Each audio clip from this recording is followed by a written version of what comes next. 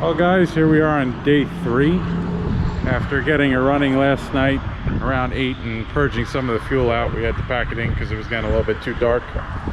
Came back this morning, got all the rest of the bad fuel purged out of her, put some new fuel into her. She now runs by herself, starts right up, and we took the tires off and are going to get her some new wheels so that she sits back on the ground herself, because the whole driver's side, one of them was a blowout and the other one was just constantly leaking air, so we couldn't roll her around.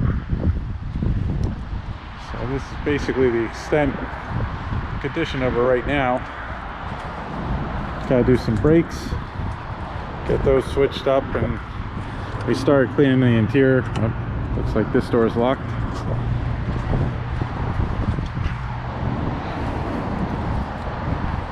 Still mess around with the back bumper, front bumper, and the rest of the car is pretty clean.